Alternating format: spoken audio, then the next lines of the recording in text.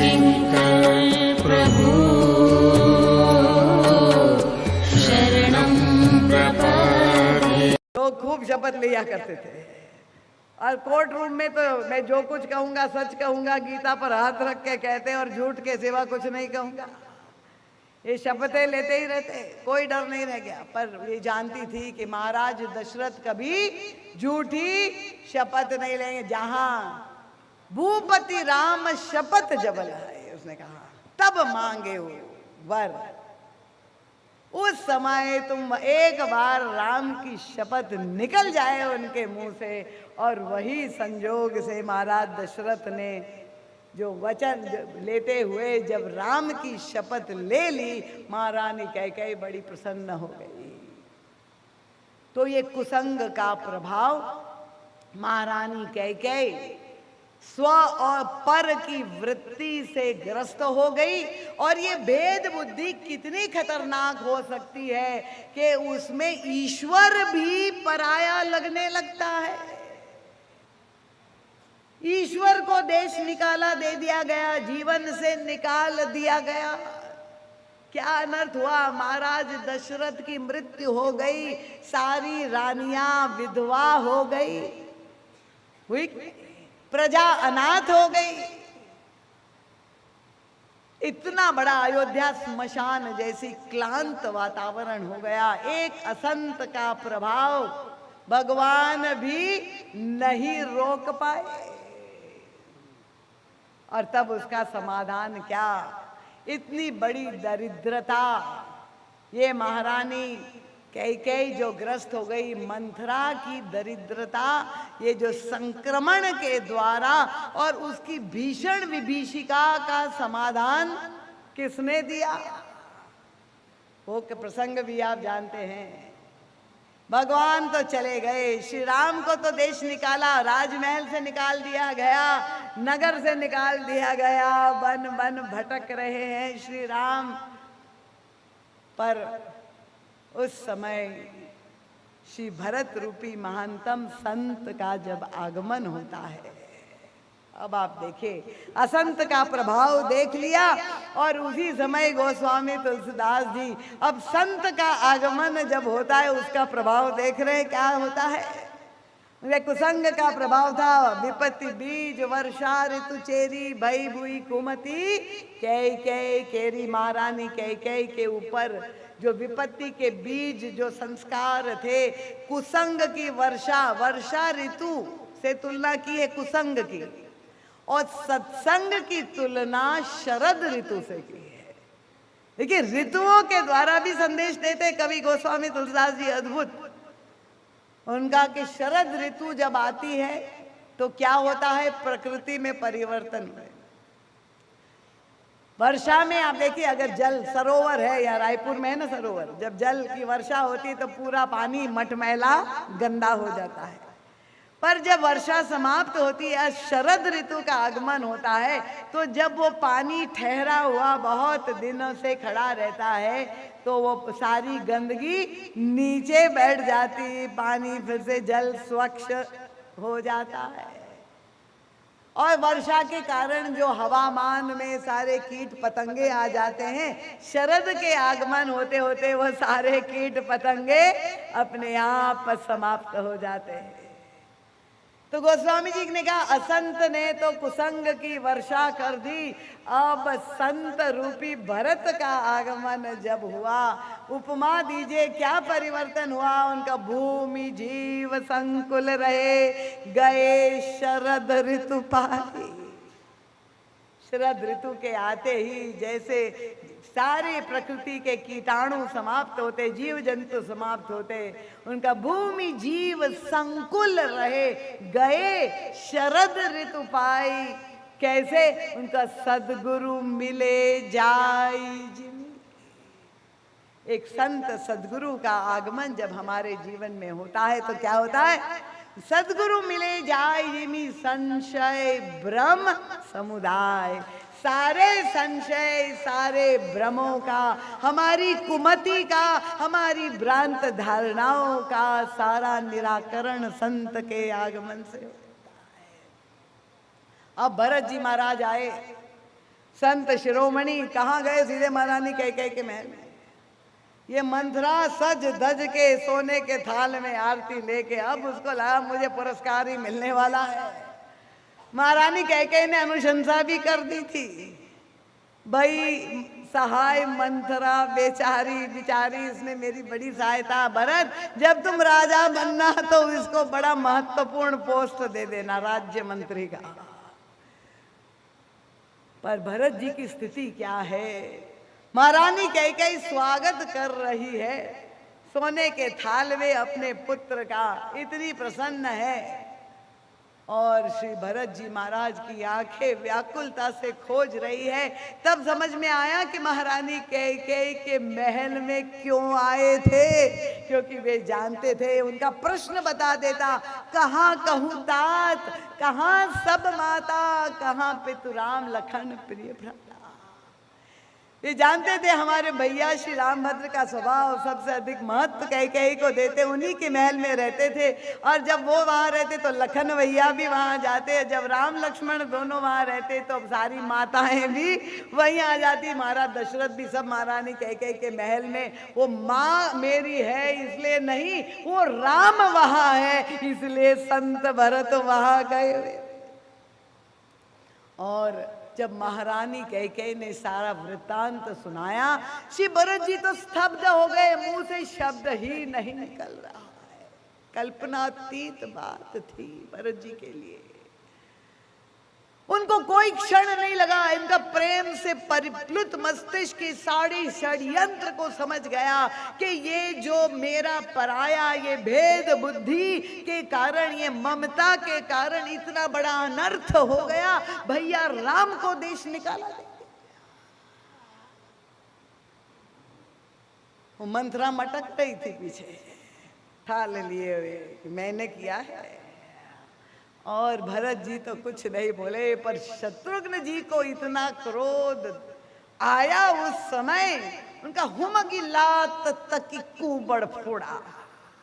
ऐसी लात का प्रहार उसकी कुबड़ पर फोड़ दिया, लात मारी और धरे घसीटन धरी धरी चोटी, लगे घसीटन धरी धरी चोटी, ऐसा खींचने लगे। ये कुबड़ी का कार्य समझ गए। पर धन्य है संत का स्वभाव। तो स्वामी जी कहते भरत जी ने देखा, तुरंत शत्रुघ्न को रोका। भरत दया निधि लिए छुड़ाए, नहीं क्षमा करो।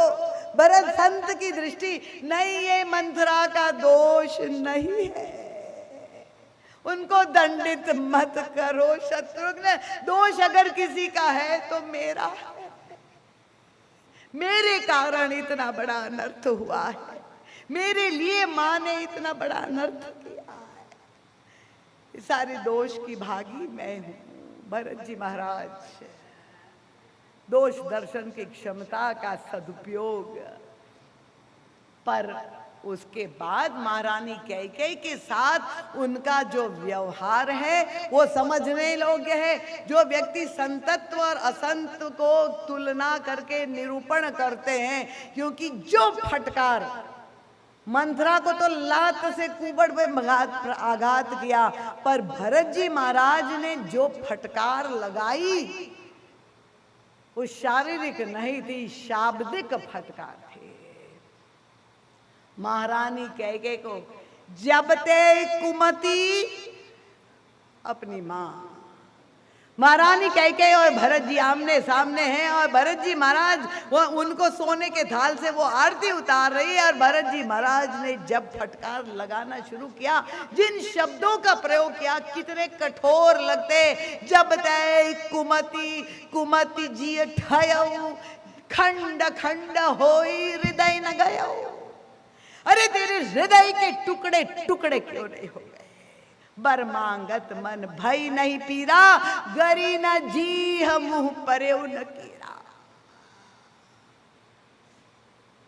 इतने कड़वे कठोर वचन, इतने क्रोध में भरे हुए श्री भरत जी महाराज हम संत और असंत का भेद, इसकी परिभाषा रामायण से समझने का प्रयास कर रहे हैं। आपके मन में भी ऐसा प्रश्न आया होगा, अपनी माँ के प्रति ऐसे कटु वचन व्यक्त करना।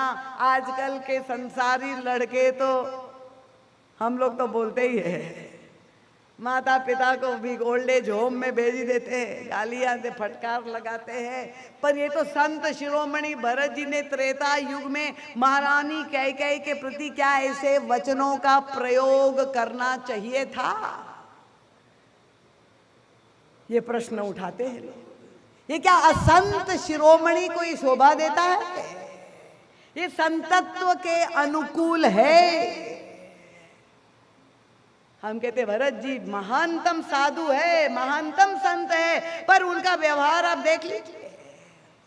ऐसी फटकार लगाई महारानी कैकेयी को।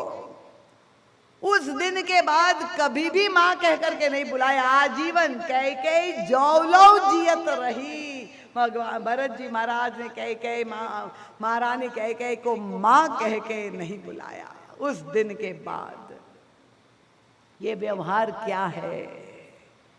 ये भरत जी महाराज के भरतत्व को समझने के लिए युग तुलसी महाराज श्री की दृष्टि चाहिए। उनके संतत्व को समझने के लिए उसका वहां दर्शन होता है जब अंत तो गत्वा कठोर वचनों का प्रयोग करने के बाद असंत भी क्रोध करते हैं, संत भी क्रोध करते हैं, पर क्रोध का उद्देश्य क्या है? महारानी कैकेयी के प्रति शत्रु भाव नहीं है। महारानी कैकेयी के प्रति भावना क्या है वो तो तब पता चलता है जब सारे अयोध्या वासियों को ले जा रहे थे चित्रकूट प्रभु से मिलाने के लिए, तो महारानी कैकेयी को वहीं छोड़ देते। नहीं, तुम अधिकारी नहीं हो, तुम्हारे कारण ही अनर्थ हुआ है, देश निकाला दिया गया है, तुम आउट। जब वो सती होने के लिए प्रस्तुत थी तो अन्य दो माताओं को रोका था, भरत जी को कैकेयी को नहीं रोकना चाहिए, इनको तो मर के जल के मर ही जाने दो, उसी में शांति है। पर क्या भरत जी ने ऐसा किया?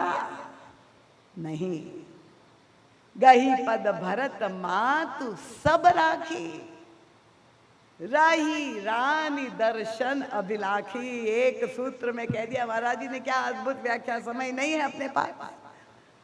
और तब भरत जी महाराज जब महारानी कैकेयी को भी चित्रकूट ले जाते हैं और चित्रकूट पहुंच के जब वो महारानी कैकेयी भगवान श्री राम से मिलन होता है और माँ ने भरत जी भगवान श्री राम ने सबसे पहले मेरी माँ कैकेयी आई है करके ऐसा पकड़ के हृदय से लगा लिया, चिपका लिया महारानी कैकेयी को। तो भगवान श्री राम ने महारानी कैकेयी से पूछा, माँ मुझे मालूम है कि आप नित्य प्रति मुझे याद करती होगी, ऐसा एक दिन नहीं गया होगा कि आपने मुझे याद नहीं किया होगा। माँ ने कहा, हाँ बेटा, पर ये बताइए कि सबसे अधिक आपको मेरी याद कब आई?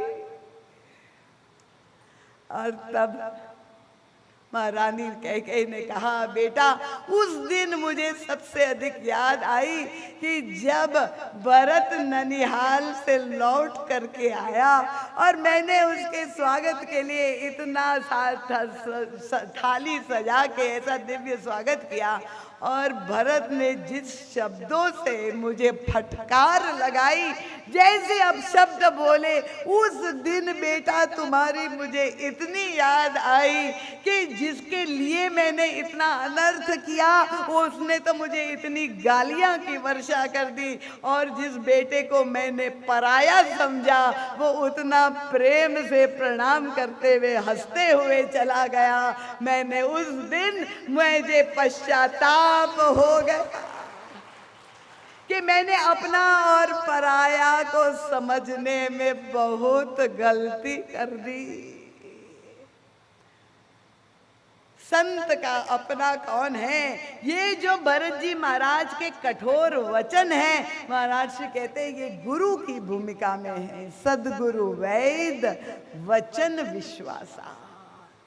संत जो है वो वैद्य है। गुरु कौन है? वैद्य है। और वैद्य अगर कड़वी औषधि देते हैं, उसका उद्देश्य आपका अनादर या अपमान नहीं है, उसका पवित्रतम उद्देश्य आपका परम कल्याण, आपकी स्वस्थता है। संत का क्रोध भी परम कल्याणकारी सिद्ध होता है।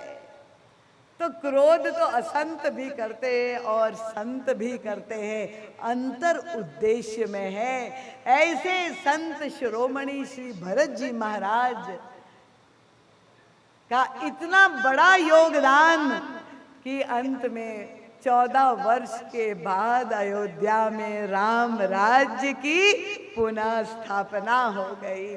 जो प्रभु ईश्वर से दूर, जीवन से दूर चला गया था, वह प्रभु वापस लाकर अयोध्या के राज सिंहासन पे स्थापित किया। तो ये दरिद्रता के द्वारा जो दुख उत्पन्न हुआ, जो स्वभावकृत दुख है, जो गुणकृत दुख है, भाई कालकृत दुख आपके हाथ में नहीं है, कर्मकृत दुख भी पूर्व जन्म का हो चुका है। पर जहाँ तक स्वभाव की बात है, जहाँ गुण की बात है, वो तो आपका निजी है। और इसीलिए गोस्वामी जी कहते हैं, बिनु सत्संग न हरि कथा, तेई बिनु मोहन भाग। ये सबसे बड़े दरिद्रता का कारण मोह। मोह दरिद्र निकट नहीं आवा। तो ये मोह अज्ञानता जन्य नहीं, मोह जनित जो हमारे जीवन में ये सारी दरिद्रता है, मानसिक हो बौद्धिक हो, उसके कारण हम सब दुखी हो रहे। ये कारण हमारे भीतर ही है। और इसलिए संत प्रभु से प्रार्थना करते हैं, प्रभु अगर आप कृपा करना चाहते हैं तो मुझे साधु बना दीजिए, मेरे जीवन में अंतर्हृदय में संतत्व के गुण आ जाए, मेरे अंतःकरण का सारी मलिनता दूर हो जाए, सारे दोष विकार दूर हो जाए और मैं संत जीवन जी सकूं।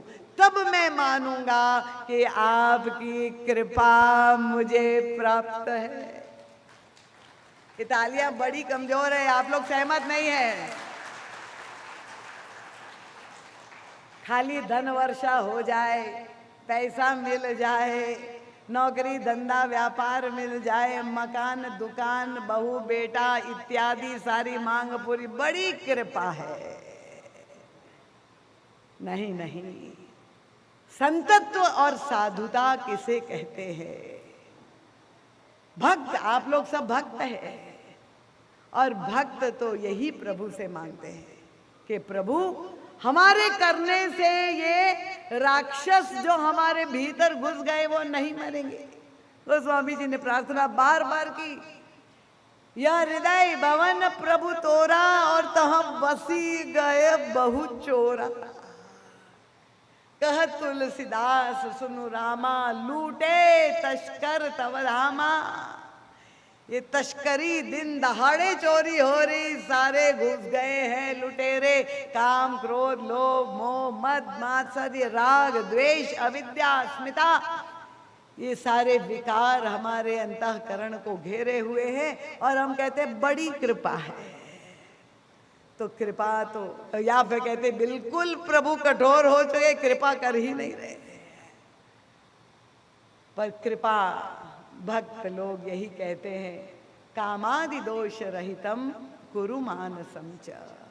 गोस्वामी तुलसीदास जी ने यही प्रार्थना प्रभु से की है। और यही संत और असंत का भेद है कि बड़े से बड़ा दुख भरत जी महाराज ने उठाया, उनको भी नींद नहीं आती है, उनका भी छाती जलती है और मंथरा की भी छाती जलती है। पर किस कारण से मंथरा की छाती जलती है? दूसरे का सुख देके जलती है। और भरत जी महाराज वो भी कह रहे हैं, मुझे न नींद न भूख न बासर नींद न राती, मुझे भी नींद नहीं आ रही, भूख प्यास कुछ नहीं लग रही। मंथरा भी यही कह रहे हैं। पर क्यों? उनका नाम लखन सिय बिनु पग पनहि, करी मुनि बेश फिरहि बन बनहि। यह दुख दाह दहत नित छाती। दूसरे के दुख की कल्पना करके और व्यक्ति दुखी हो, ये एम्पैथी, ये संवेदना की वृत्ति। अगले व्यक्ति को कौन सा दुख, कितना अधिक दुख हो रहा है, संत उसीलिए दुखी होता है कि किस तरह से उसको सुख दे करके और उनका कष्ट ले ले। और असंत यही चाहता है कि दूसरे को बड़े से बड़ा दुख दे। उसके लिए देखिए मंथरा के साथ जो व्यवहार हुआ, उसके कुबड़ कर प्रहार, जो उसका सिर फोड़ा गया, कुबड़ टूट गया, दांत टूट गया, मुंह से रक्त निकला, गिर पड़ी। पर जब मंथरा से पूछा कितना कष्ट सहा, तो उसने क्या हुआ, कष्ट सहा तो कोई बात नहीं, पर राम तो राजा नहीं बने। ये है असंत का स्वभाव। इसलिए गोस्वामी तुलसीदास जी प्रभु से यही प्रार्थना करते हैं कि प्रभु कबहु कहो यह रहनी रहूंगा, श्री रघुनाथ कृपालु कृपाते संत स्वभाव कहूँ। तो ये संत और असंत, महाराज जी का एक ग्रंथ है संत महिमा, उसको आप अवश्य पढ़े। बहुत विस्तार से महाराज श्री ने वे सारी व्याख्याएं की है। संत का मनोविज्ञान, असंत का मनोविज्ञान, हम लोग यहाँ संत मिलन सम सुख जिरनाही, कैसे संतत्व को पहचाने। देखिए भरत जी महाराज, हनुमान जी महाराज, लक्ष्मण जी महाराज परम संत है, पर ना उनके जीवन में वेशभूषा है। मुझे किसी एक व्यक्ति ने कहा, अयोध्या में हमारे अंतरंग, उनका अयोध्या में लोग महाराज जी को संत नहीं मानते हैं, हमारे गुरुदेव का नाम लेके। उस व्यक्ति ने कहा संत नहीं मानते। मैंने कहा बहुत अच्छी बात है, संत नहीं मानते तो क्या मानते हैं, वो तो गृहस्थ थे। देखिए आज भी लोगों की दृष्टियां ये हैं, उनका वो तो गृहस्थ थे। तो मैंने कहा भरत जी क्या थे, लक्ष्मण जी क्या थे, वो भी तो गृहस्थ थे, संत शिरोमणि थे। मुझे भी किसी ने पूछा, दीदी माँ आप महाराज जी की क्या लगती है। मैंने कहा मैं उनकी पुत्री हूं, पर इससे संतोष नहीं हुआ। उनका आप उनके शरीर की पुत्री है। देखिए देह है, ये देह भाव हमें कितना आक्रांत करता है। आप देह शरीर की पुत्री है। मैंने पूछा कि सीता जी जनक के शरीर की पुत्री है।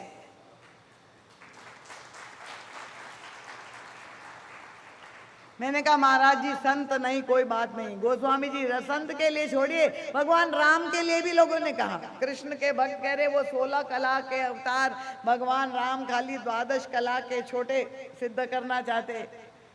गोस्वामी जी से किसी ने कहा, और तब क्या उत्तर दिया गोस्वामी जी ने, उनका जौ जगदीश तो अति भलो और जौ महिष तव भाग। अगर वो जगदीश्वर हो, 12 कला के अवतार है, ये भी अगर आप मान लो तो बहुत अच्छा। अगर आप कहो कि एक राजा है तो इससे भी मेरे को कोई फर्क नहीं पड़ता, साधारण मनुष्य है वो भी मुझे तैयार है, मैं स्वीकार हूँ। जौ जगदीश तो अति भलो जौ महिष तव भाग, तुलसी लागत जन्म भर राम, मांगत जन्म भर राम चरण अनुराग। मैंने कहा महाराज श्री संत नहीं थे, क्या थे? मुझे पूछा। मैंने कहा एक दोहा आपने सुना होगा, संत और पारस में बहु अंतर है तू जान। पारस पत्थर आपने सुना है कि नहीं? क्या विशेषता है? लोहे को चुना दे सोना हो जाएगा। उनका संत और पारस में बहु अंतर है तू जान।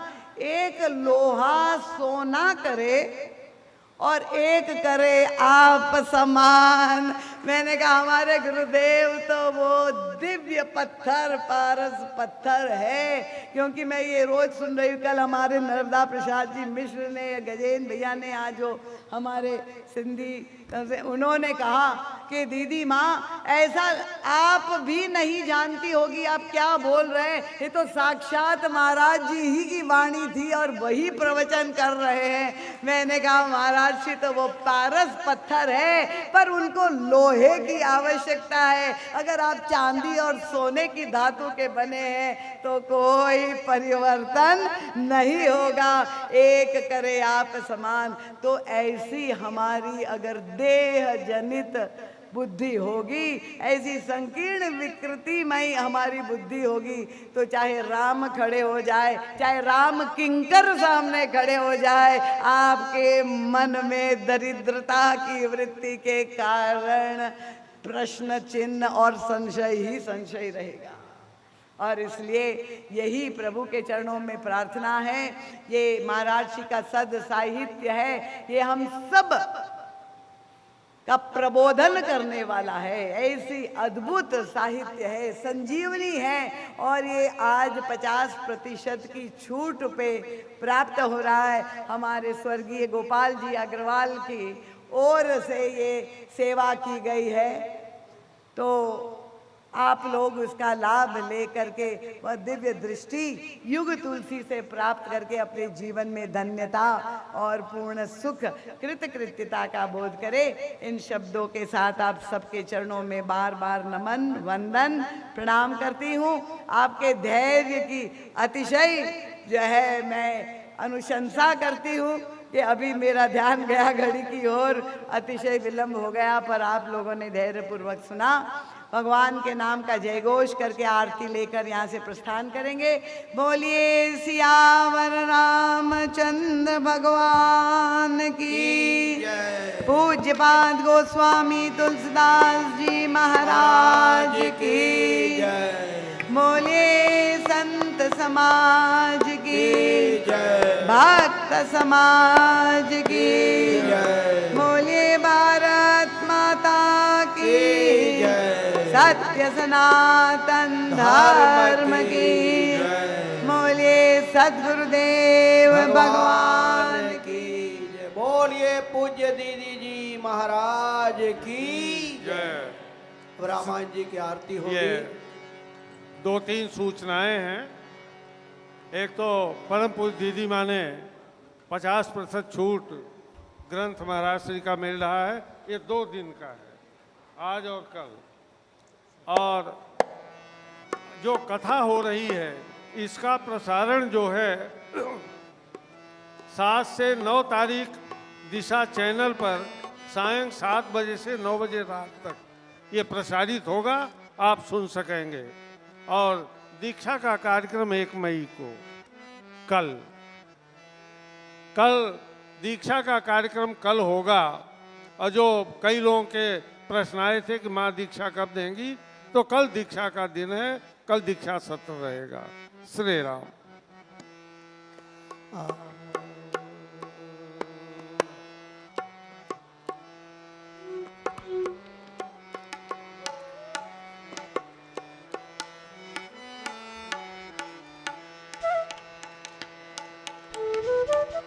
आरती श्री रामायण जी की, आरती श्री रामायण जी की, कीरति कलित ललित सियपी की, कीरति कलित ललित सियपी। आरती श्री रामायण जी की, आरती श्री रामायण